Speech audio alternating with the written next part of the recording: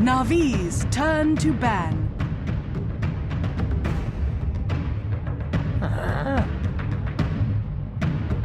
Dire team ban.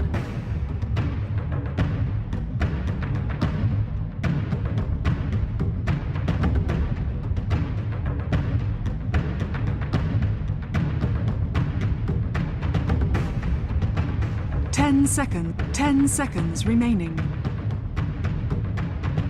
5 seconds remaining.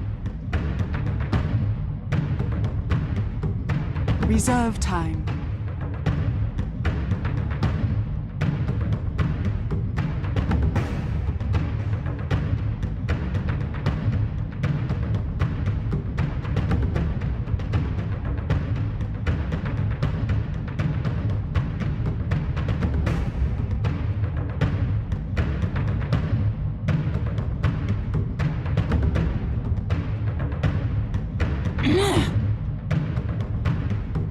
Navi's turn to ban.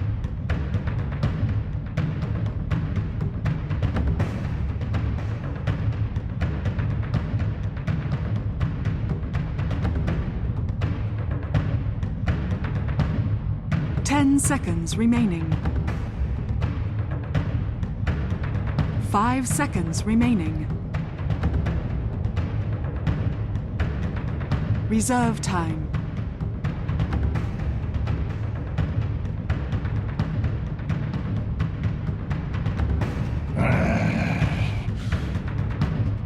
Dire team pick.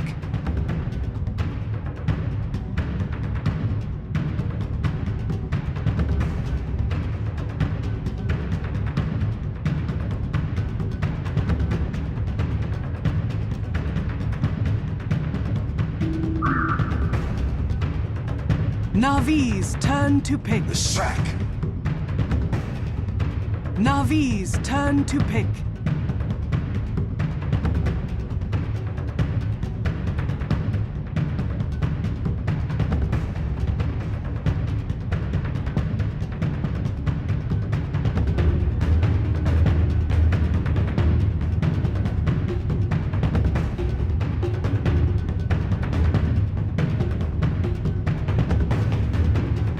Seconds remaining. 5 seconds remaining. Reserve time. Disruptor. Dire team pick.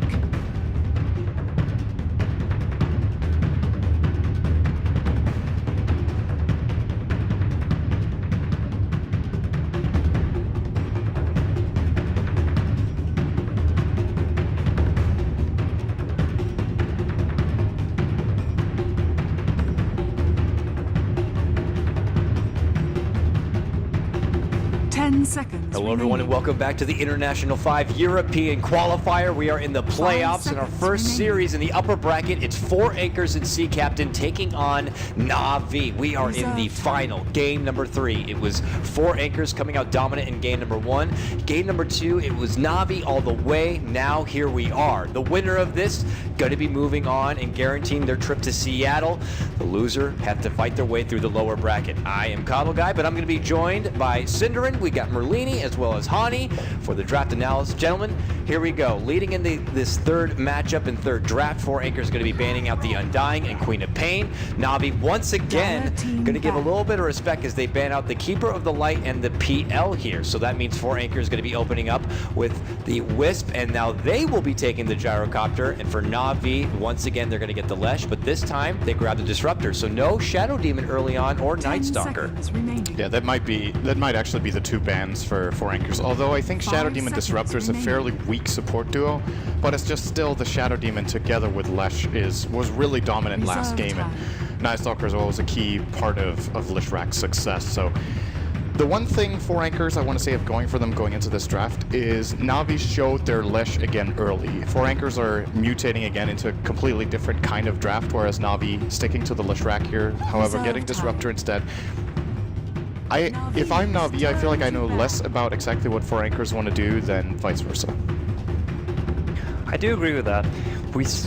with the IO pick, we haven't really seen that on the side of 4SC in this qualifier, if I remember correctly. I think it's been banned almost every time against 10 them. seconds I don't know. remaining. They at least play. I know Nemfi plays a really good Wisp, but he is a core for this team, 5 so it might be seconds. Volix. 5 But seconds we remaining. already could potentially see a combination. IO plus Gyrocopter is not a bad combination at all with these two heroes. Navi actually runs it a lot. Yeah. And then on the side of Navi, I was talking about how Leshrac might be even more priority to them. It is again a first pickup. They have had that in the second game as well, but Dire I'm just team thinking of the back. confidence in terms of Dendy playing that hero. I felt like it's usually not his hero because he hasn't really played that, but with the last game being that successful, it could as well go back into his hands. Yeah, and they also could always flip things around and be like, this time we're going to go with both, so we're not as predictable early on, and end up moving them into a safe lane instead. Who knows? Very true. Looking at the bans though on the side of 4SC, they follow up with a Shadow Demon ban, and I guess that's just because they don't have that follow-up pick, 10 and seconds Leshrac remaining. and Shadow Demon is just such a crucial combo. That means Night Stalker is 5 available. I'm not seconds sure if remaining. Navi want to grab it. I don't think they have to grab it third. I think they could just grab it fourth, probably. Reserve time. I don't know if they need it. I think they'll go with something a little bit different. I mean, they let the Wisp through since they had coddled PL, and they probably already thought it through in the second game that, okay, we're going to let Wisp through, and then they'll already have heroes prepared. So I think that they really like the Winter Wyvern. We saw them play it in the series versus Yellow Submarine, and I'm not sure who's going to play it just because I think Soniko actually plays both of these heroes. But regardless, it's still a high pick against the Wisp. A lot of people like that support. I'm curious to see it on the Radiant side. Last time it was on Dire, and he had those kind of neat little corners to hide in. He was coming up over the, 10 Radiant side seconds cliff, just kind of catching out the mid laner from behind. He played a very aggressive style Winter 5 Wyvern, seconds which was something we weren't used to seeing. But then again, the other side of it, and what we saw coming up to that point, was Winter Wyvern being utilized against a Wisp lineup, whether it be like Wisp Tiny. In this case, it could be that Wisp Gyro. Just kind of guarantees he's going to get the lockdown on someone.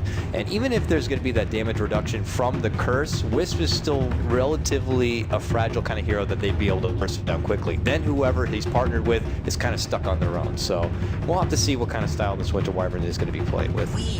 If I look at his side of Navi here, with the two supports Dire being team Winter Wyvern as well as a Disruptor, it's a double counter towards an IO pickup.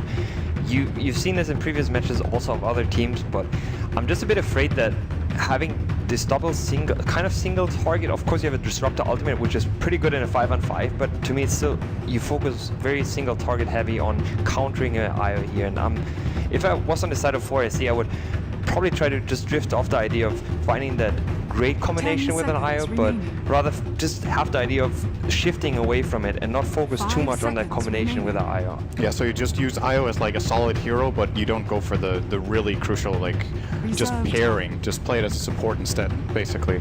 I could definitely see that being a good call here for 4SC. I was considering a possibility of a Bristle for them. I don't think it's good enough, and it also doesn't really fit the whole style of not keeping the very strong tandem, so to speak. So I just feel like 4SC need control. They don't have AoE control. There we go. That's the start. They get the Lion as their secondary support. Good counter to Weaver. It's some AoE stun if you get a good Earth Spike off, and just generally some sort of... They also need an engage. It's a good setup for IOTB as well. Yes. So you have that combination going for you, as well as 10 it's a pretty good 10 counter to a seconds Weaver. remaining. If you get a Hex off, sure you can go for the Lincolns, but 5 you seconds generally remaining. have two mechanisms of breaking the Lincolns with a mana burn as well.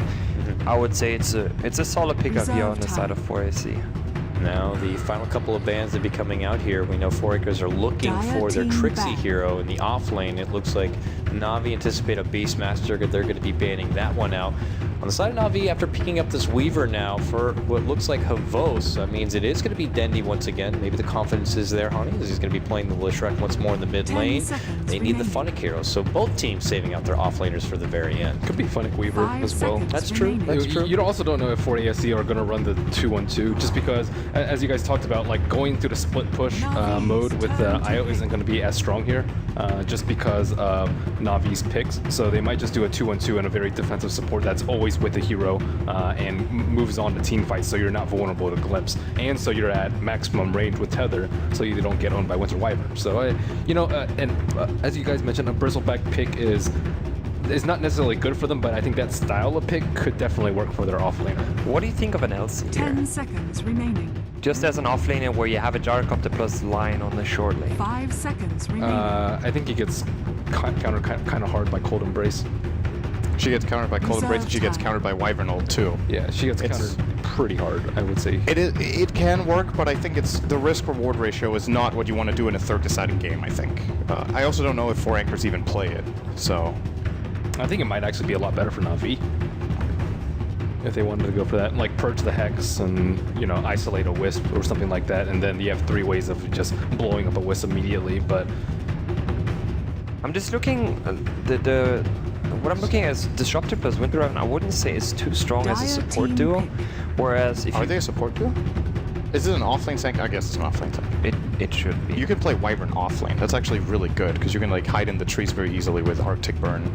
And his splinter shot's pretty good at being able to snipe guaranteed. Anyway, go ahead, Ani. Sorry for interrupting. I was going to say that I felt like that these two are sort of weak supports if you just want to zone out an IO plus 1. If it's the bristleback, if it's something like an LC that I thought could be quite strong just as a dual lane on that lane, maybe it could be something they could run here. Remaining. I like the Sand King pick here. It's a nice setup for Leshrac since they don't have the Shadow Demon anymore, and they have a lot of AoE to dump into. Static Storm plus Kinetic Field, or a Winter Curse if you want to channel Epi during the Winter's Curse, and then blink in and stun once the damage reduction is off. It's going to be massive damage. So I like the Sand King here a lot. I think it synergizes well, and as always, you just want to be able to immediately eliminate the Wisp from the fight, and they have so much burst. Do you think they're going to dual offlane IO Spirit Breaker? It's kind of the same logic as the LC to an extent. He's very tanky, he can get healed up by the Wisp. I think it could work. It can be a combo. It's just very tough to say because you generally don't see that combo at all. I just think it's a very hard call to make. But if you want to split up those lanes and if you're very confident in just having a line plus Gyrocopter, which generally, if there's a solo hero... No one can stand against this of their heroes. Exactly. But what do you think even if Navi can break up their lanes, whereas they can run something like dual lanes as well with a Lesh plus Sand King, then mix up their lanes? I'm just not too sure if Sand King just alone at off lane is going to be that hero. Well, they may just try and pressure mid a lot and then force the supports to come off so Sand King can get a lot of farm. That's what they generally do versus Shadowfiend, is pressure him a ton, although I'm not particularly sure about the Dire side. Well, for now, though, it looks like the two of them are going to be kind of buddy-buddy here. We'll see if it's going to be them in tandem for the offlane from here on out or not. But here we go, gentlemen. It's going to be game number 3, the final game in this series. Winner to move on and guarantee at least a spot in the Seattle. The loser going to the lower bracket. And, well, it's going to be myself, Cuddle Guy, and Cinder, and bringing you the coverage here. And I got to tell you, I do like the Spirit Breaker grab. It provides that necessary vision on someone like a Weaver when he's trying to make his slippery escape. Plus, it makes that extra bit of global initiation, and when he charges across the map, get the setup with the relocate coming in, whether he decides to bring the gyrocopter with him or not. We'll have to see if it's going to be enough to kind of be that enforcer in the game. And also, of course, I'm very curious for Na'Vi and this Winter Wyvern and how they're going to decide to play it. I mean, it is Soniko who's picking it up again. And like I was saying before, he likes to play it pretty damn aggressive, almost similar in the sense of like how they like to play their Night Stalker. He just seems to be in the mid lane when necessary and kind of just all over the place. And last time he got a successful courier pick, so I'm curious to see if he's going to just be lingering like he loves to do. Yeah, this is going to be a really interesting laning stage, I think. This seems like, if you look at both drafts, do you know what I mean when I say this game looks like it could be really volatile? It seems like, you know, shit's going to go down as Funnick actually manages to steal this top rune. That is a really, really good start for Na'Vi, getting both runes, denying it from the Wisp so he doesn't get the fast bottle. Off to a nice head start. Of course, Boogie will be getting it from passive gold in 40 seconds, so not the end of the world, but definitely a big boost, especially for Funnick in this early game. And they're in the trees, so they're probably going to be doing some jungle backing here. For Nymphy for sure. That's also the right thing to do. Absolutely. Now, Nymphy back in the mid lane here. Comfortable here on the Shadowfiend. And there's Soniko suddenly. He's trying to add out the aggression, but it looks like maybe it's something 4 Anchors anticipate, and then they're going to be keeping the Wisp nearby just in case. So almost a bit of duel-on-duel action here. And we've already seen what Dendy can do when he gets advantage. But that means Trixie's going to be stuck at his own here, and he's trying to man fight onto him, but he's going to get hit pretty damn hard, and it seems like he's going to be using his salve already. So now just stuck down to 3 tangos. Disruptor just trying his best to keep this Spirit Breaker back in that bay. Yeah, this one little rotation from the Wisp mid actually turns out to be really, really important, as it allows the Shadow Fiend to get a couple of last hits and will of course start snowballing fairly quickly with that little bit of damage, as he would have been forced out of lane almost to level 1. MP is finding a bit. Dendy's doing well as well. Taking some hits here though. Because the ball is delayed a little bit, you have to wait it out for the quarter, at least this way. He'll be already in the mid lane because Shadow Fiend's probably going to be getting something early on. That way they can just make it for both of them that one trip here. And it's not going to be too easy to kind of stop Funnick from, getting a part of that XP in the early on. For now, the CS gain is not too significant. Both offlaners not getting a whole lot better. So Nico, again, waiting for that ball to be coming in. But look at this, Dendy is going to be getting the first blood this game. Just charges up into the high ground, lands off the lightning storm right at the end. He's going to be the one to shoot first. But here comes Trixie from the bottom lane. But does he really want to get involved with this? He gets caught with the split earth thereafter. So if the confidence is there for Dendy or not playing this hero, I'd have to say it's looking pretty damn good. Yeah, great first kill for him. Shadow Fiend is not one of the heroes that suffers the most from getting first blooded, as you usually have a little bit of a comeback mechanism in the jungle, but it's going to make Dendy pressure him that much more in the lane until he hits level 5, at which point you just race out the lane very easily, rotate and take a jungle camp and just rinse and repeat. But Dendy getting the first blood, good for him. It's his bottle as well, which else could have been a little bit late. He'll still get it around minute 2, easily using it up all 3 charges and sending it back to base. And so Nico gets an invis and right back to behind the tier 1. Obviously probably looking to get a bit of intel. If he goes to the jungle, he'll see where the stacks are and figure out what the hell this Wisp is doing. And no, he's going to turn all the way around the corner here. They can get another pick on the Shadow Fiend. Pretty devastating. There it is. Leads off with the slow. He's one of the Winter Wyverns that love to utilize this. Now the help does come in as they get the Boogie. Wisp, are they going to be able to finish him off? Splinter Shot does the damage. He's barely holding on at this point, but he will end up going down. Back-to-back takedowns. So Nico brought to the ground now, crawling his way. Can he make it up and away from here? It does not look like it. Man even rotating on in, going to get the extra little boost from the tether move speed, but there's the Rocket Barrage to finish him off. And man, so Nico plays this Winter Wyvern in such an aggressive way. It's already working very well. I actually think Shadow Fiend would have lived there if he didn't try to turn for the raise. I think he had him fogged entirely, but because he tries to turn around and land that, he ends up standing right inside the vision of the Wyvern. Of course, if the raise lands, it's a trade, but Nico would have still got the kill first. So maybe a little bit of a mistake there. It's also super hard to make the call in that moment regardless. And as you said, he is super aggressive on that Wyvern. This time it definitely pays off for Navi. Charge out on the top lane, obviously going to be canceled out, but the Spirit Breaker not looking to plant himself in the off lane here. So that means a free, easy, breezy time in the bottom for Most on his Weaver. Disruptor doesn't really have anything he has to worry about as far as zoning back. Top lane, Sand King. Here we go. There's the continuation of that charge. This time he is going to fall through with it, but it's going to be an easy burrow strike to step away from that pressure line. Not able to get there in time to kind of add the additional bit of lockdown. He makes it out alive, and he picks up some green booties for himself. On the mid lane, Shadow Fiend, even after being ganked, still looking good on CS. Pretty even with Dendy here, who puts out a lot of pressure though. Wisp's going to use the Haste Rune as well as bottling up Nymphy, so Dendy just trying to put whatever pressure as possible, force them to use their regen so they can't use it aggressively, but have to play it a little more passive as Wisp will use the Haste Rune to go and stack the jungle again. Dendy just landing every single split earth, very nicely played. I think he's missed one, actually. That's ridiculous. It's a That's split one out of after like all. 5 or 6. I mean, this is an ability that's not easy to land on its own. I know I'm not the best. When I play the hero, I feel like he has to do a whole freaking chant before the thing even lands, so he's making it look like it's just like a vengeful spirit stuck, almost reliable at this point. So with that, here they go, adding the aggression on the bottom lane. Spirit Breaker in a bit of trouble. Gonna get slowed down now from the Wyvern, but he's already made it towards that tier 1, but not before eating a lot of hefty damage. So Nico just gonna look to build up his own bit of mana, continue his aggression from across the board here. It's a Vost who profits a lot. Is he going to look to just charge forward with the Midas build up on this Weaver if he's feeling extra greedy? I think so. Well, that's definitely what he's going to do. He would have bought the treads by now. Boogie's going to get caught out. Not sure what he was hoping to do with that smoke. I guess he's trying to sneak in a ward to prevent Sand King from getting some catch-up in the jungle.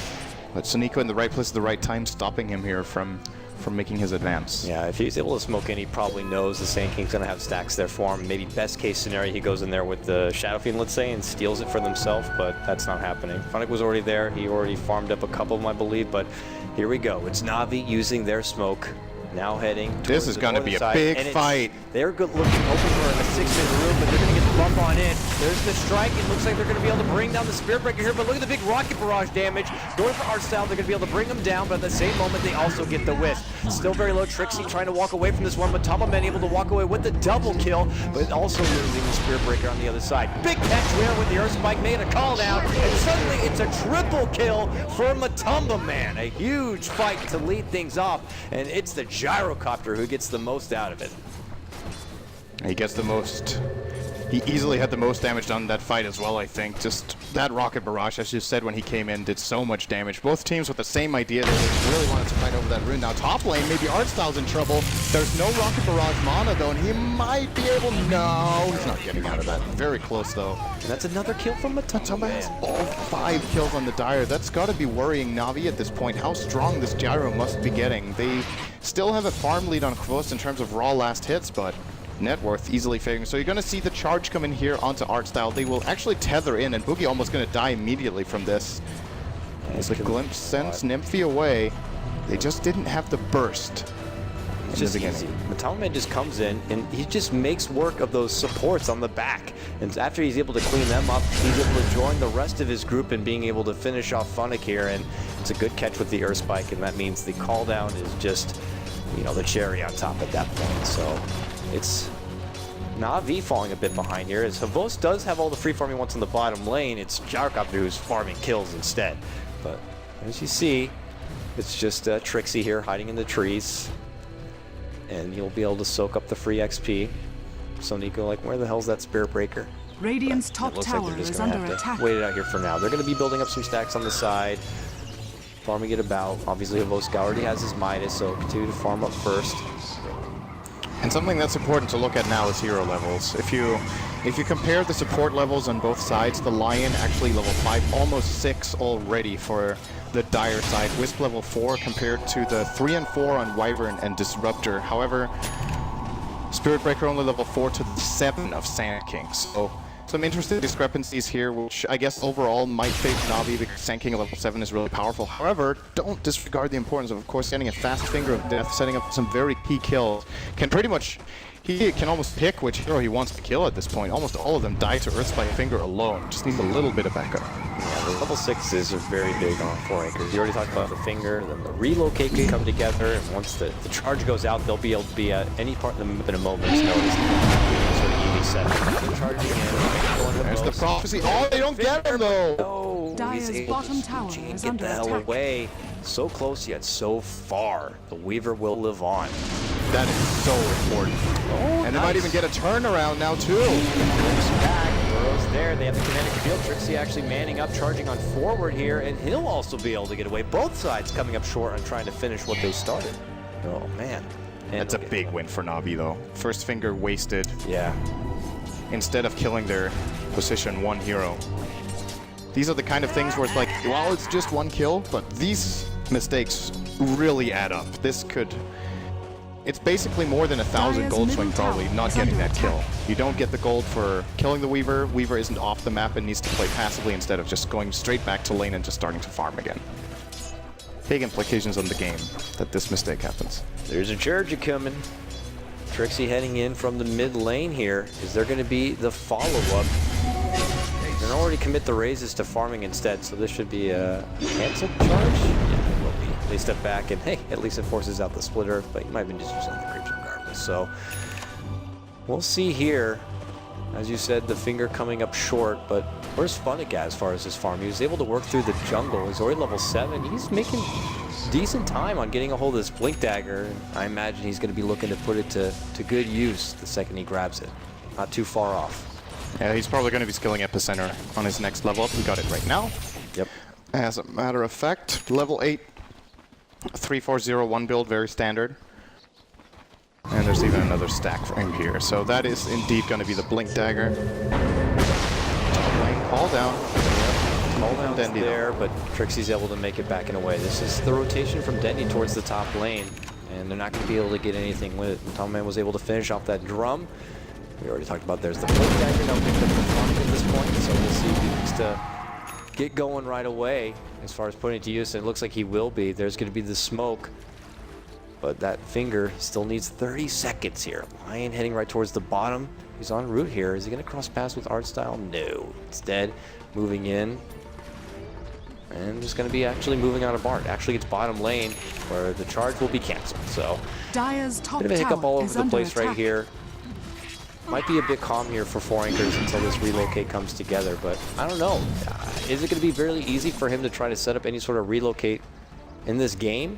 I mean, and even at that point, is it worth taking either the Shadow Fiend or Gyrocopter with you on an engagement? I mean, it feels like it's very valuable to try to take Havost at this time. They already came up short once, but we'll see if that's going to be put on hold. Here comes Dire's Funnick. top He smoked to get tower is himself in under this kind of a attack. position, and Emphy's walking right towards him. And he's just like, yeah, see you later. That's actually, that's a pretty big mistake in my opinion from Funnick, because now he showed his blink for nothing. And when he sees Shadow Thing coming up, if he's like, okay, this is not a play, he should either blink the opposite way or run away. As Artstyle is mega dead on lane. Level 6 gets charged, and quick and easy kill. Finger available again, by the way. Let's keep an eye out for Valix in the coming minute, as he is definitely going to be looking to put that on cooldown as soon as possible for a key Radiant's kill. bottom tower is Closest under target, attack. Havost here. And we'll see if that opportunity shows itself. Pretty easy flank play available, actually. Now it's gone, though. Yeah, they would have needed to predict that he was going to the lane there. There was a rotation in here from Sonico. Since that early aggression, haven't seen a lot from your Winter Wyvern yet. What level is he at? He's only level 6, actually almost level 7. So he does have Curse. Oh, Trixie's in a very good position. If there's any backup. They could get the Wyvern here. Going with a 1-3-1 build up on him. But really that's all you need. Well, looks like they'll wait it about. They're going to commit a lot here. Na'Vi will on this bottom lane. Funnick is nearby. As you said, they already know that he has the Blink Dagger. But here comes the charge. Possibly Havost. But they have Wyvern Dire's nearby, bottom so tower Brace is could under help attack. out. This is not going to come easy, really. So it looks like there's not going to be any sort of opportunity. They'll pull back in a way. Funnick continues to kind of farm on up. And, well, looks like we'll just kind of double back. Nothing too crazy. Mech build-up obviously great. You got the Wisp on your team, so doubles up the bit of regen with whoever's he's tethered with. Man, looks like he's going to go, I don't know, probably just straight Sage at this point. Is it an SNY kind of a game? I don't think he's going to put a lot of value into getting an early BKB at this point. I would get BKB for sure against this Rage lineup. I think getting Sanjin Yasha is a big mistake. Navi's lineup is 90% magic damage right now. The only physical they have is Weaver's Geminate attack and a little bit of maybe the Swarm, but that is definitely the item I would be looking at here if I'm the Gyro. Especially when you do the drum build up first. If you go drum, Sanjin Yasha, those really big Dire's teamfight items middle just get tower delayed is under too attack. much, I think. I am, however, known for not being a fan of Sanjin Yasha, so I'm not the right guy to ask. I'll generally speak against Sanjin Yasha. No, I could see your point in this case. We'll see, though, if he is personally a fan of Sanjin Yasha or not. So I would say, though, you need to be a pretty big fan of it to get it here. well, there's a call down. This one right on top of the existing Funnick by B. They do force him out from the Sandstorm. He's going to decide to go for the Burrow here on the Boogie. And that means to follow him. Stash from Kinetic Field. Your Wisp could be popped here, and he will go down. And the setback from the Blitz, but the tournament fights on. There's going to be the help coming out from the Wyvern. They're going to get the curse onto the Solar Gyrocopter. Havost is here. Looks to move on in. Help the Swarm, but here's the rest of 4 Acres. Trixie kind of blocks him off from the front, but when the dust does settle, only the Wisp goes down here. But now with the help, they get some Radiant's bottle bottom charges onto tower Funnick. is under Funnick still has his attack. Epi, and he is going to put himself in that kind of position where he could charge something Dire's up. top tower If is 4 under Anchors attack. try to defend this tower, they would be in trouble. But it looks like they're onto it, so they're going to have to Dire's sack the top tower. has fallen. Looks like they're going to get what they want here, and they'll just have to walk away. So Yeah, they make the right decision not trying to hold that. pretty surprised with how aggressively they tried to play that on the Sand King.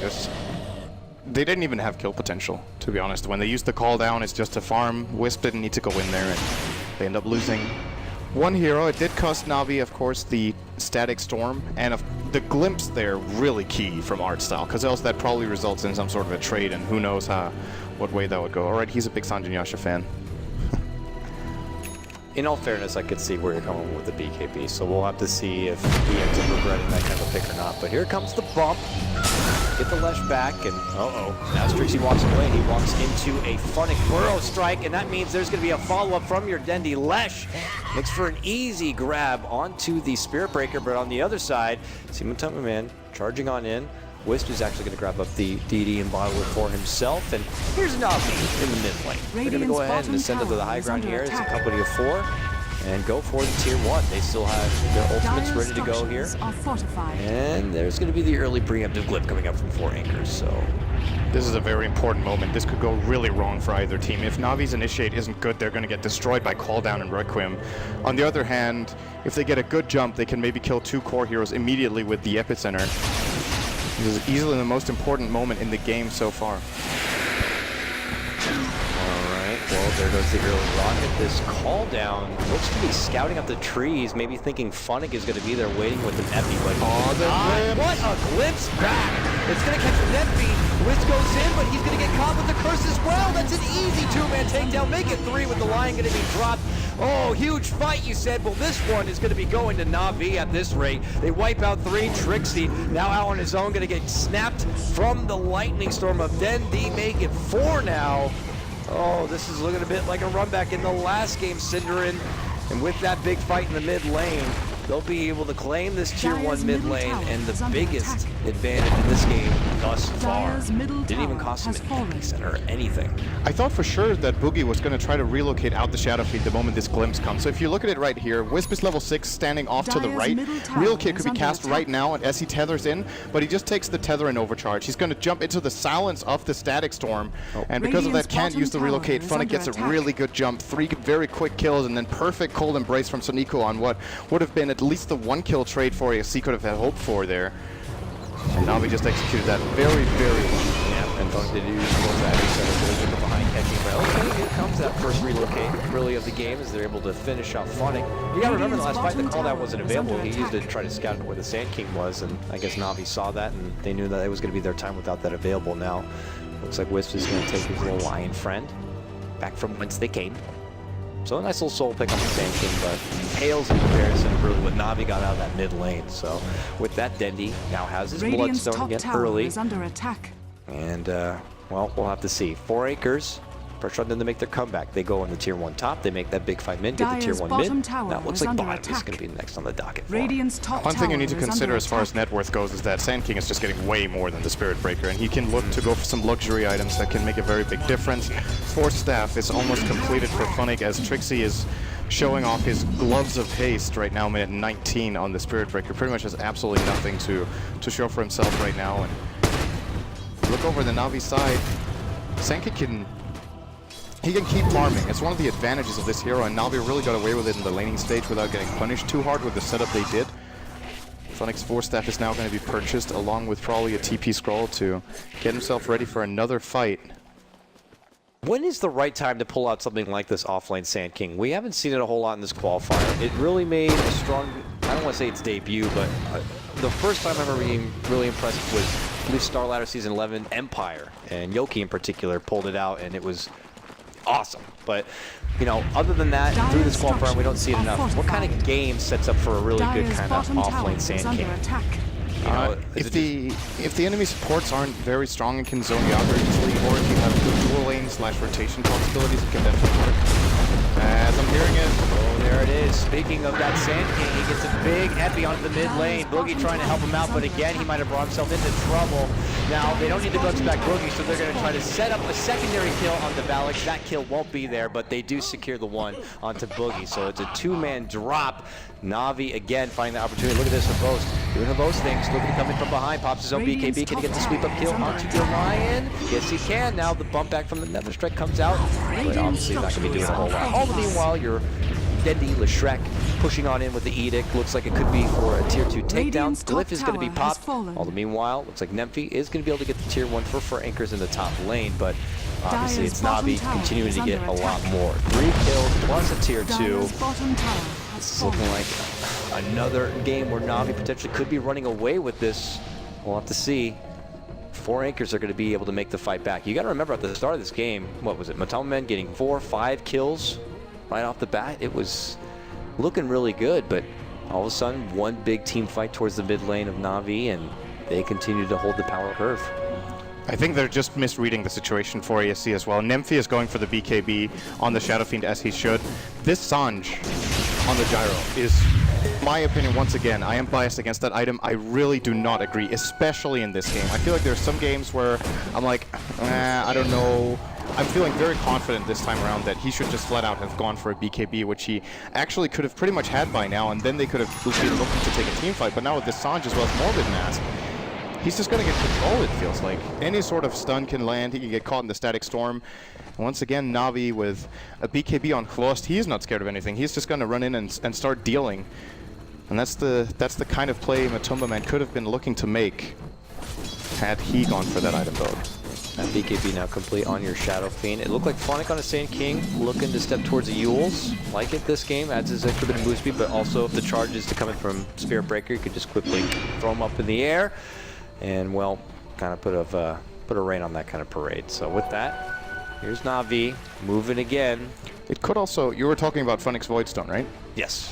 That could also be a Lotus Orb. Oh. That is a very good item against Lion. Oh, yes, it is, because you take off the Hex, and then you also risk him fingering himself from the Hex thereafter, because usually you just like Or hit the Earth Hex. Spiking, and then it Yeah, goes back. that as well, because usually with one spell from the Lion, he's going to immediately just naturally follow up with the next. It's not like... It's also very Lotus good Orb against is- Spirit Breaker. Yeah, obviously, all these things get set back. And then we could have that case where they just start charging at each other from across the map if they happen to kind of preemptively Lotus Orb Dire's themselves. middle And it's tower not is like in the under middle of a attack. big hectic team fight. It's very easy to see. It's like kind of like that weird see-through kind of orby effect. But when you got things like kinetic field, static storms, you know, Witcher's Curse flying all over the place, you could kind of look over something like that. So it's an item I'm a big fan of. Lots of teams not really kind of bringing it into their arsenal quite yet, but hey, once Sand King gets that mobility tool, it is something we can always move on to thereafter. So we'll have to see if that's the case or not. Around in, things going balance. Halldown's going to be there, but already the damage is done. Balance is going to be going down, but here we go. 4 Anchors looking to ascend the high ground here. They get Art Style down, but now they look to step back. Dendi charging on in, getting off the Lightning Storm onto Trixie, but looks like 4 Anchors will make their clean escape, and they're going to be walking away with a 2-for-1 trade here. Just the 2 supports going down, but when they were behind, they're able to get that big XP boost and some extra bit of change. And your SNY now complete on the Gyrocopter. Yeah, he's going to be working on the BKB right away. Now that he had the Sanj, he probably felt like, okay, should definitely complete the SNY. I'm imagining this BKB will come up sub 30 if he continues to farm well as Trixie. Oh, that was probably not what he was looking for. Dendi could actually look to turn around on him. He's going to land. Oh, actually missed the splitter. Nice turn from Trixie. He's still dead. Yeah. Got glimpsed in place by Art Style. That's one of those moments where you're just like, oh shit, oh shit, oh shit, after you cancel your charge. Because what he should have done is he should have actually just continued running instead of stopping next to Dendi and getting himself killed there. Yeah. We're going to see it here. Radiant's bottom You just tower continue is running to the under creep wave attack. top, and you're safe. Stop maybe by the Probably. secret shop and just hope you find it. And just TP Not the case this time, it's going down, but look at this, a breakout fight here, and they're going to be able to get the kill on Dendi. So look, they get redemption for their Spirit Breaker here, but now BKB going to be popped here. Coming out, Vos gets the courier, Dire's and now courier he's going has to been time-lapse killed. his way out. Take it out. Here comes the Tama Man with the help of Boogie, and it looks like your little bug is going to be able to slip away. But hey, he walks away with a big courier grab, and look at this, Trixie anticipating a bit Radiant's of a long bottom game. tower He's going to is go under for a attack. more greedy Midas pickup on your Spirit Breaker. Well, more bashes, I guess. It's one of the Midas carriers that the attack speed's actually really, really good on. Yeah. So it's still way later than he was hoping for. I think he would have liked to have it like 10 minutes ago, but he has had a pretty rough game. He's on the path of a comeback though. If they get 1 or 2 good kills and he has a Midas, then he could definitely start having an impact.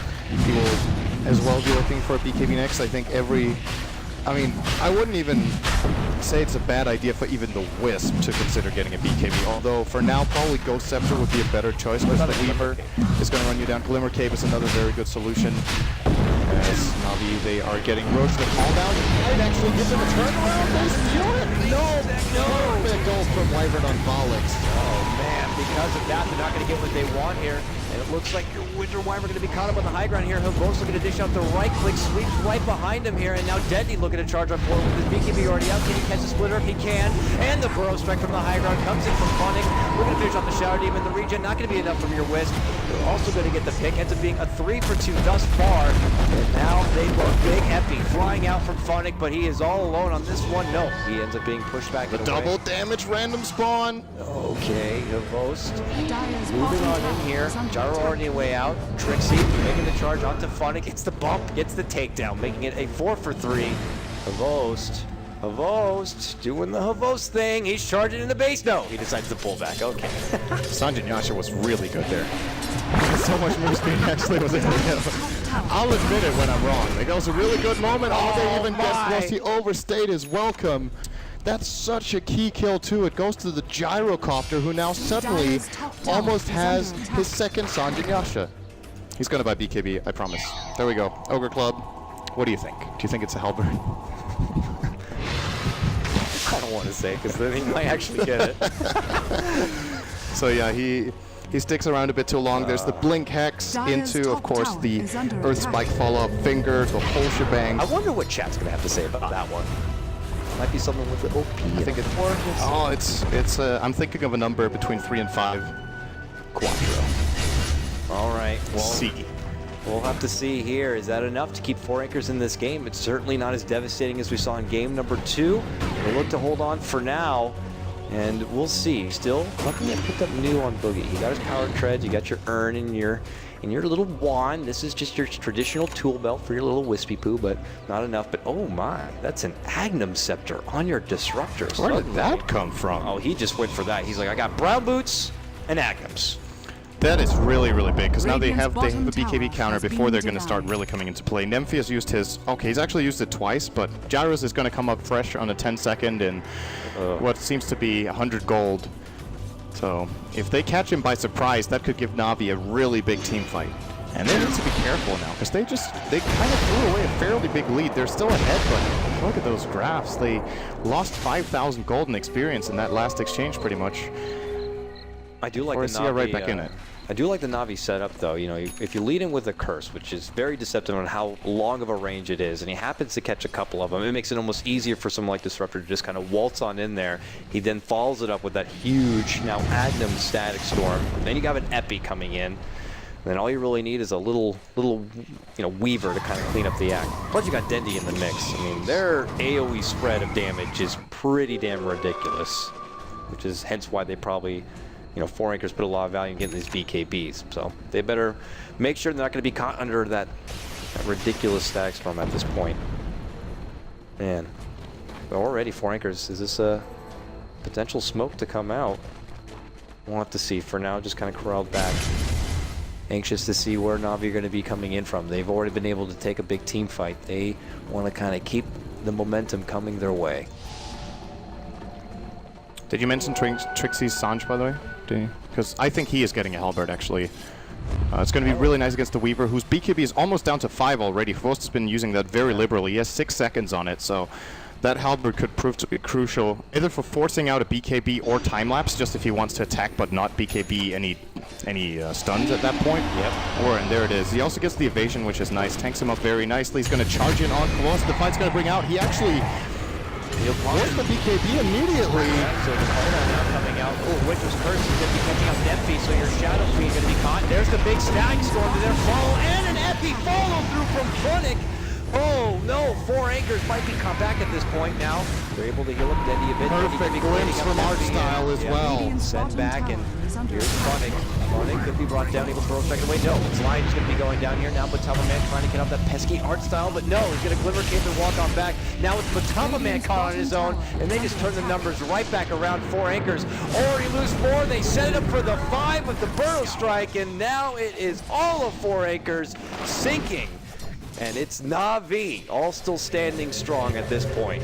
Big team fight. Now Havos did go down, but with that buyback and time lapse back in, he is in really good shape. And here they go. It was very important he had buyback there. If he didn't, I think Na'Vi could have ended up losing that fight, even with the great epicenter that you pointed out they got in there. Closta just died super early in the fight after popping BKB against the Spirit Breaker, but now, you know, Edict deals a lot of damage when you have Minus Armor on the tower from Quost, and that's going to be a tier 3 claim by Na'Vi.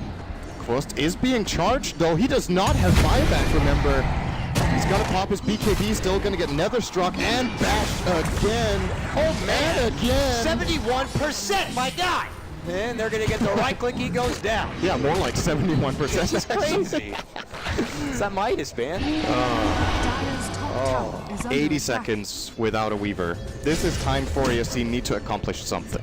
So this was that first fight that went down. This is after Trixie led in with that initial charge, and then he had a Nether Strike follow-up onto Havos while BK beat, and well, at that point, this is where Na'Vi kind of had everything set up with the Winter Curse, and then they had up the big AoE spread, the Static Storm, Agnum Static Storm on top of it. So then eventually thereafter, it was just cleanup duty. Just pick them up one by one. Valak thought he'd be able to get the cleanup on there, but there it is. Havos back from the dead.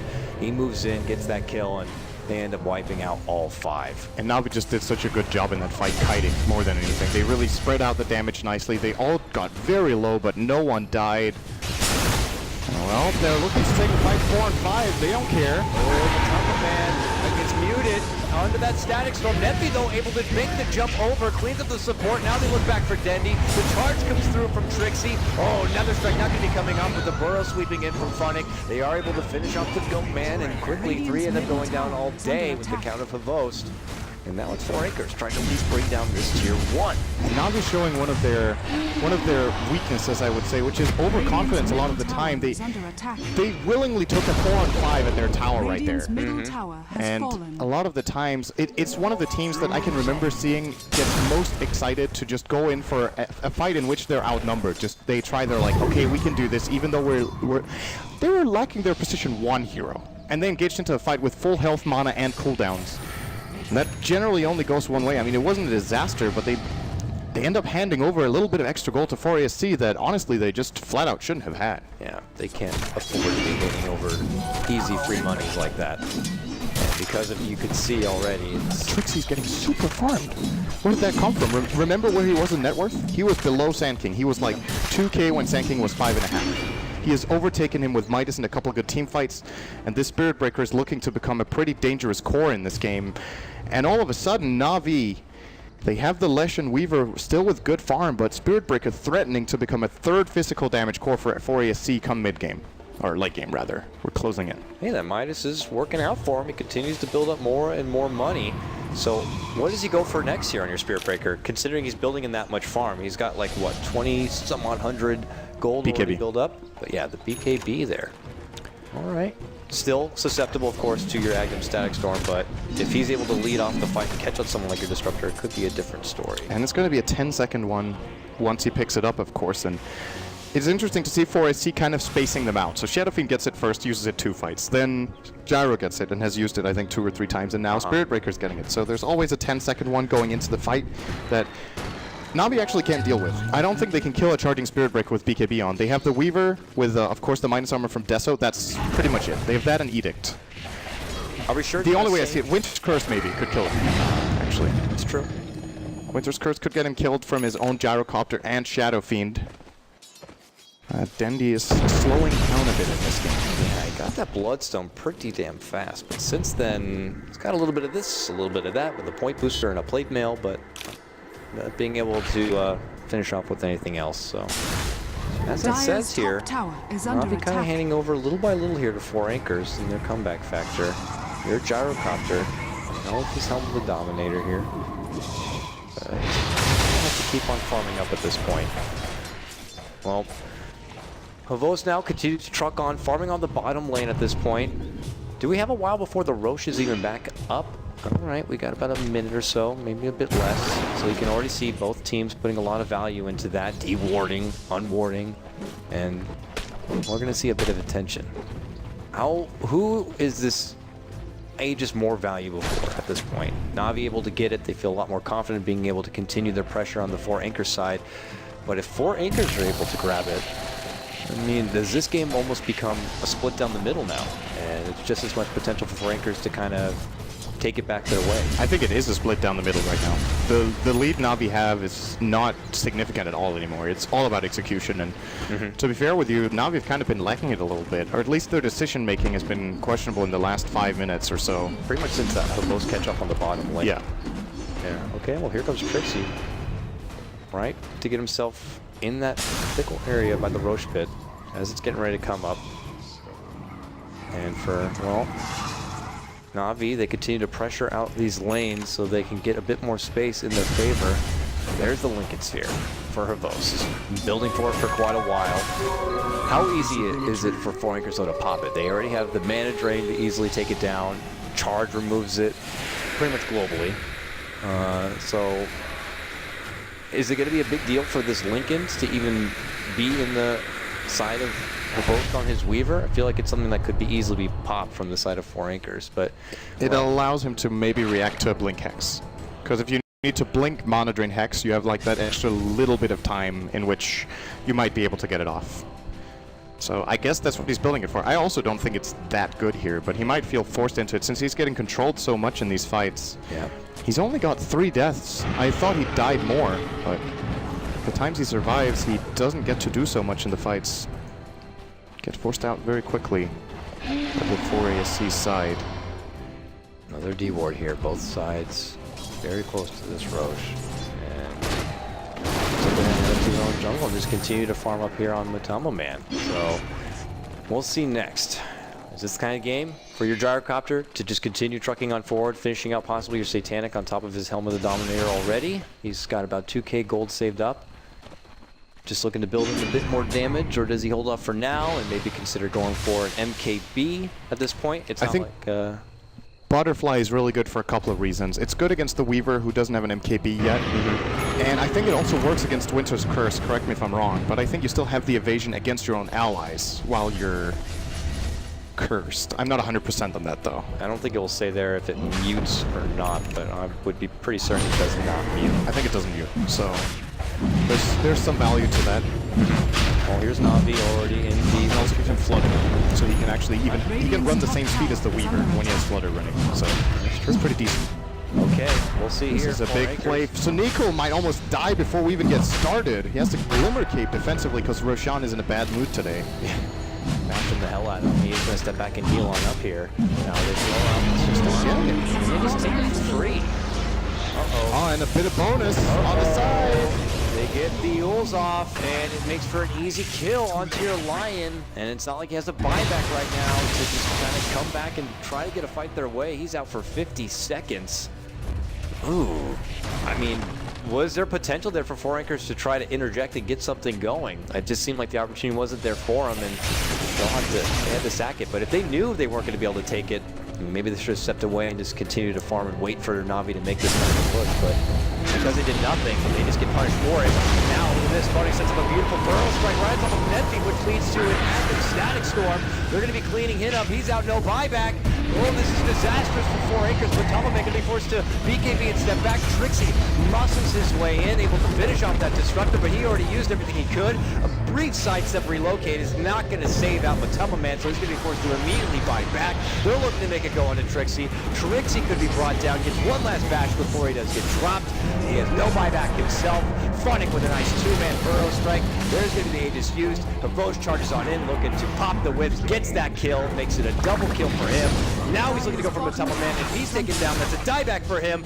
Valak's able to get off the finger onto Hobos, but Hobos still stands, and with that, he's going to be able to crawl away. Now Matama Man looking to re-engage, going to take down the call now. Good damage on the Hobos. The missile going to connect here. Clever's going to save him, but they're still going to get the kill nonetheless. Matama Man still looking to hold strong, gets his own double, but that's his dieback. And now it's Funnick, barely alive. Valak's not going to pursue. Or is he? Oh, he's going to blink and make it on out. It's not there. Ends up being a 3 for 4, but it did cost some buybacks on the side of 4 Anchors, and that Oh. Oh, he didn't know. I think he wasn't aware that Sand King was actually out of mana for absolutely everything. I think he couldn't even Sandstorm there, and of course the Blink Dagger was on cooldown from taking hero damage, as now he's looking to steal a kill as bonus. Deja vu. Maybe he was Wow. worried what happened in that mid lane fight not that long ago where he thought he was going to get the kill on Phonic and just turning it right back on him with the Burrow Strike. So we're going to see this burrow jump from Phonic is really crucial. They chain it up nicely with Dandy before Nymphy BKBs. The relocate again for Boogie. Too late. Yep. He gets it off here. He's got to be faster in these relocates in every fight, it seems like. Now, considering how far behind already in the fight for ASCR, they're actually getting a pretty decent fight out of it all in all. I thought the game was pretty much going to end here, but Tumberman dealt a lot as Dendy gets caught out. oh wow, that was He's a losing relocate to the mid lane. a lot of charges. Oh, Phonic though closing the gap forward, Blink on forward, gets the stun to Trixie. Tricky now getting Trixie going for the TP, BKB. No, not happening. Winter's Curse gonna lock him right there, and they get the glimpse back into a Stag Storm, but that has no kinetic field, so Neffy gonna be walking right out from it. And look at this. Trixie still holds strong. Phonic gonna step back with a Burrow and his Epi. Self-Yules. And he's able to blink away. Very good to both sides. They trade back and forth. Now Trixie's able to burst away. No! Gets caught with the Burrow Strike. You're not going anywhere. He's gonna go down.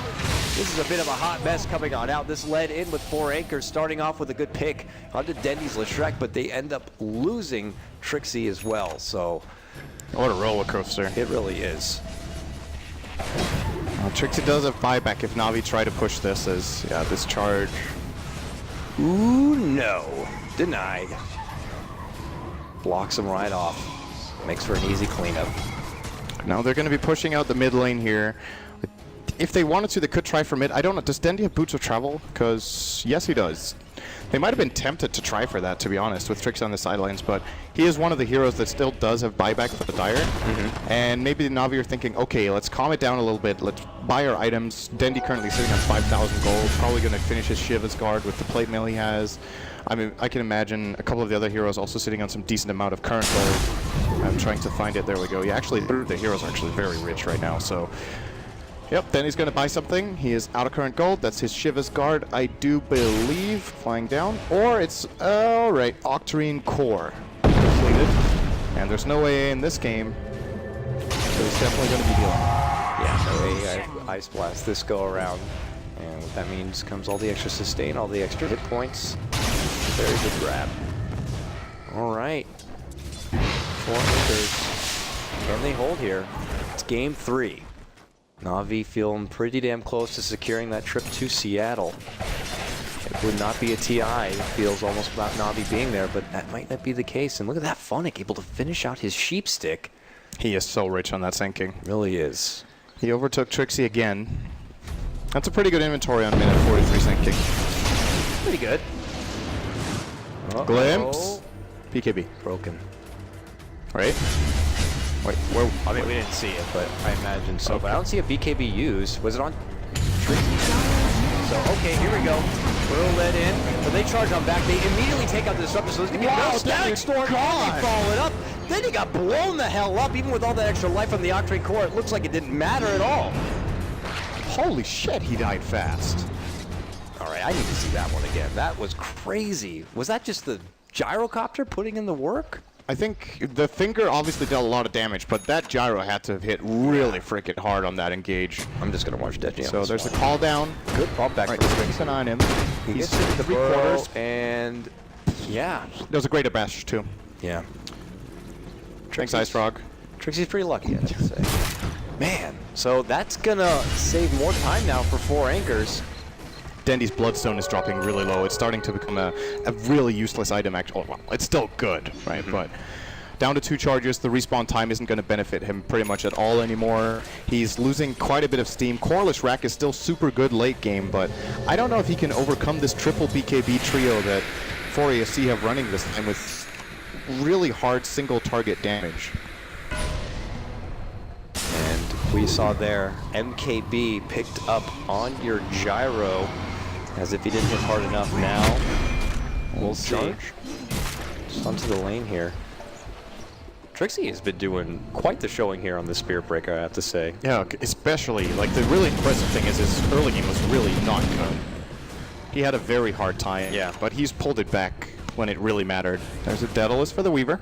Okay. So Kvothe is going to start hitting very hard as well, and this is the kind of thing I feel like where Winter Wyvern could just be the absolute MVP for the remainder of it. Cold Embrace becomes exponentially more relevant now, where the heroes are hitting so extremely hard, but it's still a full damage block. Winter's Curse starts dealing so much damage because everyone's scaling so well.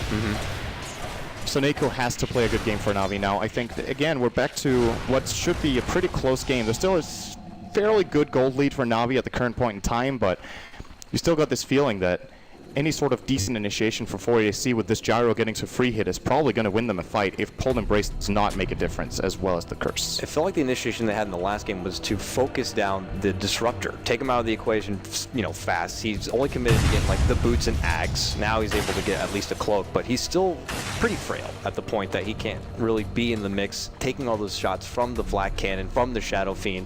So if he's taken out of the equation, especially before he's able to get off the Static Storm, that's a huge boost for them. And with that, they were able to follow it up with that kill on Denti as well. So, yeah, it's feeling like it's coming down to execution from both sides. They have very solid initiation on both fronts, and it's a matter of which team is going to be able to get that small window of opportunity to really just kind of, burst on through and take the game on their side. But we'll have to see. Looks like the attention back towards the Roche pit at this point. Na'Vi already there. You see the charge is on your Disruptor, which will be canceled.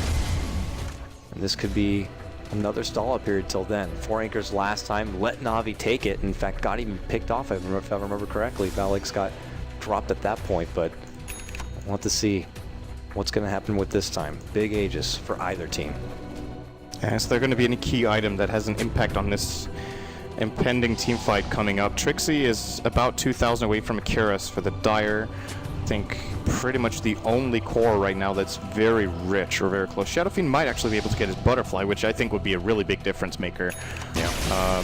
Of course, the Static Storm should actually remove the evasion from that, since it's muted, I would imagine. I would imagine too, yeah.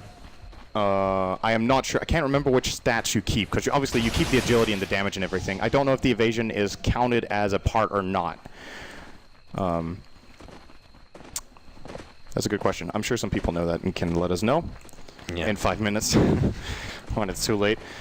And what do we got for Na'Vi? Weaver sitting on 3k gold. Lesh not making too much progress right now. Sand King is still got the same amazing inventory as he did 4 minutes ago. And Wyvern with the Veil and another 2,000. I'm not sure what we're looking at for Soniko in this particular game as his next item. Force Staff, I think, wouldn't be half bad to have in general on the Na'Vi side, which decided to only get one on the Sand King. I mean, he also could be one to maybe potentially grab something like a Lotus Orb, but yeah, that could be good. Off. I mean, I still think they really should be getting an orb. Yeah. I feel like Phonics Yules hasn't really been that impactful, to be honest. The Lotus Orb could have made for some really big plays. Okay, Nymphy could be overextended. They think they have an easy go on. There, the BKB, and on the other side, you can see the Stack Storm is going to be dropped. The Glimpse back. It's going to push on Quickie, but now Trixie in the mix. The curse is going to go on to him, and they're going to be right-clicking each other. Actually, he's able to punish down the Gyrocopter because of that curse. Now it's Trixie caught out with the splitter. Dendy looking to charge on form, but Trixie didn't get the chart up. Moving right past Phonic and out to safety here. Ends up being a 1-for-1 trade. Each core, the big damage dealer for both sides, going down at this point. Now, seconds before Roche is going to be popping on up. I would love to have a replay of that right-hand side of the fight. I think you were mainly focused on the left, but there was a battle between Hrost as well as the Lion and Shadow Fiend. There, a little bit of a skirmish going on off to the side. I hope we can get to see that again. Please. Maybe we don't have time.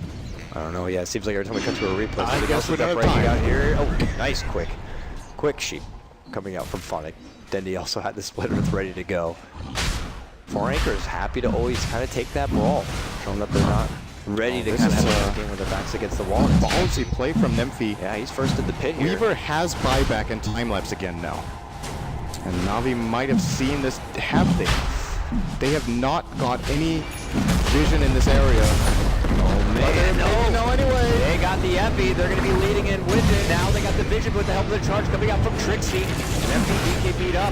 It's right inside the static storm. Trixie, though, being the bouncer for the pit, able to lock down the 3 of them here. The Requiem able to go on off, so they're going to get the kill. Hobos never buying back and trying to get a part of this fight. But look at this. Are they able to hold their own? Trixie going to be forced to retreat. And it looks like now it's Dendy looking to take over the pit, but Trixie is back. And with it, the buyback comes from Boogie. Now, look at this. They're relocating in from behind. They're going to be taking in Matama Man here.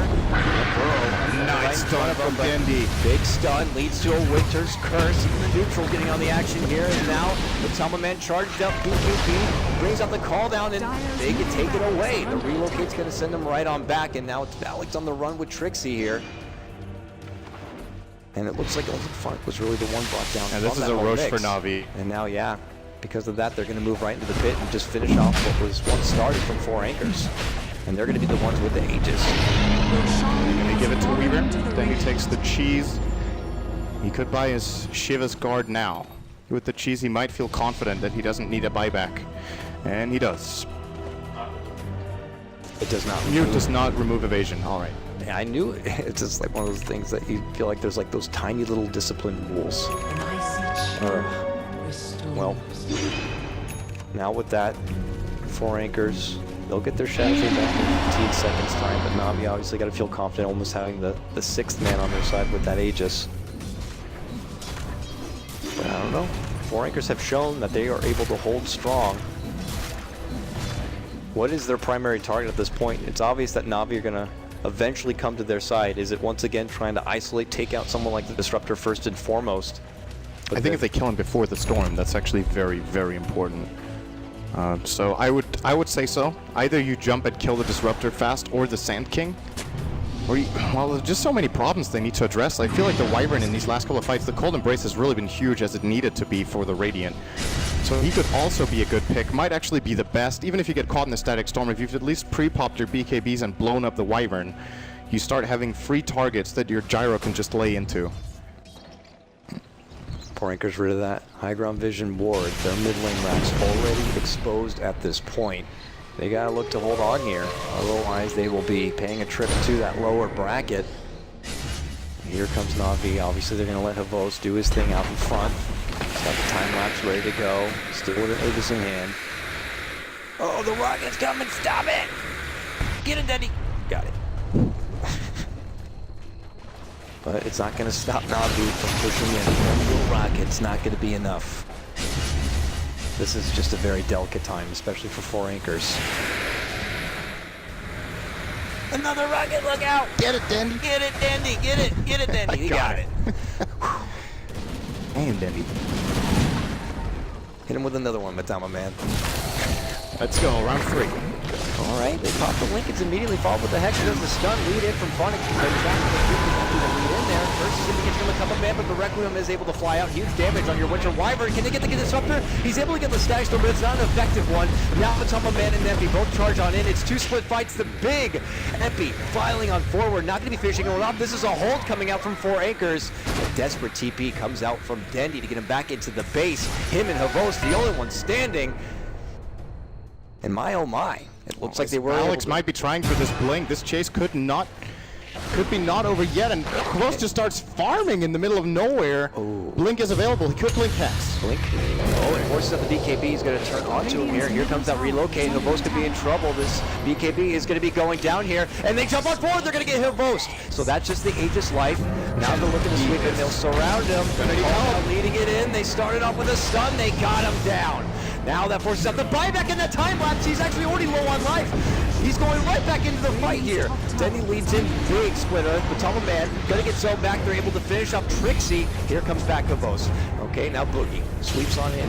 Gonna be able to heal Matama Man. Nemphy. Radiant's middle tower is under attack. Man, oh man.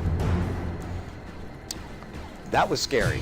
These fights are super tense. Now, Na'Vi end up losing 2 and buying back 2 as well, so losing a lot of gold there. As Horia C bought back no one, I believe. They actually just took a pretty clean fight there. Oh, actually, maybe... no. No buyback. Gross can't make a mistake in the next 6 minutes. Else he's out for 2 minutes and they're going to lose probably a lane, if not even more. needs to be very careful. Don't They do brought those back things. the Wyvern to try to save Havost on the Aegis life, but it was too late. It was another fight where 4 See anchors. Hani writing a 4 in his notebook. He's taking notes for the post-game analysis. Okay, as we see here, they get the first life of Havost down. He obviously comes back now. They're going to quickly burst him down. It does cost them a lot. They already committed their call down and everything. And with that, there's That the buyback could have. Oh my god, Yeah, that's he- so ice cold. I can't believe he did it. Yeah, he bought back at time lapse where he only had about half life remaining, but he is able to make it up to the north. Now, Dendi cleanups the rest of Trixie, and you see that they are going to be able to make it away with Matama Man and company, but that could have gone very different and very bad for Na'Vi. But fortunate for them, they're able to hold out. And in the fight push on the mid lane, 4 anchors once again were able to target both the Wyvern and the Disruptor right away. Wyvern was brought down almost immediately, almost stalled out a bit with his own Yules. Disruptor was able to get off a Stag Storm, but it was a very ineffective one. So once they're able to get those two backstab out, and it's their opportunity to kind of clean up the rest. But as you said before, these fights are very, very tense. We've got a situation where the current gold is going to start being important because heroes need to have gold for buyback and they need to be able to get those next items, and that's just favoring the Dire pretty clearly. Gyro could start building toward his next item as well as having a buyback at the same time. Currently a 3,000 surplus on him. Question is what Matumba looks for. I mean, when does it get to possible rapier territory? I mean, I know there's no luxury of getting an Aegis anytime soon here, but hold that thought. They look to move in. Meanwhile, they're getting the charge on the mid lane, trying to go for the Wyvern as they zone back the Boast on the high ground. As you can see on the left-hand side, Nempi starts charging forward, looking to finish off Sunico. Not going to get it as he lubricates and walks on the way. Run through, catches up Disruptor, who does go down, gets his Stag Storm off, but there's going to be relocate back to the other side here. Now they move on forward. They're going to be able to get the pick onto Funnick. They take 2 from Na'Vi. Trixie got to get zoned back right here, but not finished off. So here comes 4 anchors. Now looking to sweep on forward. Nephi committing the blink. They're going to be able to get the catch here. Oh, Dire's Trixie, top tower not about is dealing with under the charge, attack. but it is going to be preemptively canceled. So they grab the Disruptor and the Sand King both out, no buyback, but it's not enough where 4 anchors can really move into the base. Yeah, they could have. I think they could have looked to take the tier 2 here, at least with their 5-on-3. And even if Na'Vi have buybacks on those 2 heroes, I don't even know if it's. I guess it's possible they could have. Yeah, maybe just play it safe actually. Oh, is Shadow Fiend looking to hit it a little bit? No. Going back the other way. Now, gold, once again, ready to be used. Shadow Fiend, 5.2k, Gyro, bought something. He bought, I guess, an Eagles song? No, he's getting his full Satanic flown out. Tanking up nicely. Will have a very easy time healing up with his Satanic, I feel. The only way he doesn't heal is if the target is cold embraced, in which case I do believe it doesn't work because you don't deal damage, so you don't lifesteal, but in any other situation, he should have fairly easy access to hitting heroes. I think Navi's currently playing without any Ghost Scepter, which is honestly pretty surprising when you're facing a Gyro, Shadow Fiend, Spirit Breaker 60 minutes in. Ghost Scepters become extremely valuable. Either that or the 4 staffs we talked about earlier. Could see Dendi even looking to maybe make an E-Blade in his cheese slot. I feel like they really need some more physical protection for their heroes. They just die too fast. Dendi's gonna spot Matumba, and vice versa. No. Going for the Shiva. Oh, now they He's going in. Oh, he's going in with his BKB pop. And same with the Matumba Man here. He's dishing out the right click. Got to get the help from the Embrace. Now, call down on top, but not going to be very effective unless they get the help from the Glimmer Cape here. Throw out a casual rocket as they step back. The Ghost and they move on forward here. Nephi pops his own BKB, and now they charge in. Link in Requiem. Does he do work? Can they finish off Funnick? They sure can. And now, as the Stash Storm going to be dropped right on above, it looks like they're going to be so back. Artstyle going to be easily cleaned up here from Matumba Man as he charges on forward for her Ghost. Meanwhile, on the other side, you see Dendi looking to move on in. Nephi got to be bursted apart right now. He gets his own mega kill streak. He's looking to clear up the Wisp. Meanwhile, her Ghost getting focused back. Gets hit with the rocket. Valak's looking to soak up some mana so he can follow on through with some more lockdown. There's the bump on in. Her Ghost could be caught out here. The rocket going to catch with the cold embrace. Got to keep him alive for now. They're waiting for him to kind of melt on through. Okay, Sakuchi, they move in, they get the grab, Lion goes down. Most on the run, another rocket's gonna be there. Will it catch him from behind? No. This is gonna be popped for that. Another cold embrace comes up from Sonico. Now they want to rid of the dragon. They'll be able to burst him down here. A call down flies through, and Dendy looking to charge on in. Gets the cleanup, taking out Boogie. And now with someone man trying to go for the TP, not gonna be there. Gets caught with the split earth. And it's now Navi who come out on top. All right, I think Sonico just won that fight 4 times in a row. That was Cold Embrace ridiculous. Glimmer Cape four times in a row. He Yeah. saves Ghost, who's playing it super aggressively. I want to say he's playing it too aggressively, but he gets away with it when they have this combination of heroes and abilities. And wow, that was absolutely incredible from the Wyvern, and really goes to show why he needs to be targeted down first from 4ASC. He saved that so hard. They do not have a gem against the Glimmer Cape. They do not manage to lock him down and take him out, which they could have honestly done like 30 seconds earlier. Rose just bought a shitload of time. Buybacks coming out from line as well as Gyro. And now Trixie looking to charge on in, but another Golden Embrace going to be there here for Dendy. And once they see the one buyback come out, only from the Lion for now, they'll step back a bit, but now they want to re-engage. It looks like Foreigners want to sacrifice this mid-Rax here. They only have 5 seconds left on the Shadow Fiend, so they might as well wait this one out. He's still gone, 20 seconds, no buyback for him. Roche now up here. So Navi, Oh my they go for it. God, where Okay. did that come from? Suddenly, a wild refresher appears on your Winter Wyvern. Double Cold Embrace, double Winter's Curse. One was enough, but now. He has to die first to 4ASC. Yeah. I think Sonico, he has really been stepping it up when it mattered the most in this game, and now he's got a much easier time performing his tasks. High ground advantage for Navi. They're just gonna drop everything right on their head. It is absolute chaotic destruction for them. Unfortunate timing, epic cleanup. Oh man, over. The ship has sunk. A desperation couple of buybacks coming out for Shadow Fiend and Trixie on his Spirit Breaker. But I think the damage had already been done. What convenient timing. 4 Anchors clearly anticipating that Navi were going to be already working with that Roche, but no. They were right there at the secret shop. Ready, willing, and able. That was actually a 0 gold difference going into that fight. That could have been... It's unbelievable. Like, there's no difference in gold, and it's the 5-0, just it's positional advantage and nothing else. And Navi just completely destroyed them with their ability usage here. Oh man, that was the fight to end all fights. And with it, they wipe out the tier 4s. They're going right for the juggler. Trixie, his last hopes as he charges on in, is able to bump them back. There's your first Winter's Curse. So Nico, let's see if he looks to follow it up with more. Empty gonna get dropped, and that is the game. There was hope there for a while for 4 Acres to hold strong. They did good work isolating and catching out the supports there for a couple of the pushes, but then that long-winded fight over on the side, you saw Sonico do embrace after embrace with glimmer after glimmer. And it was like after the 4th time on Havos, they finally turned back towards Sonico and they're like, that's it, we've had enough. But by then it was just too late. Man, that was crazy.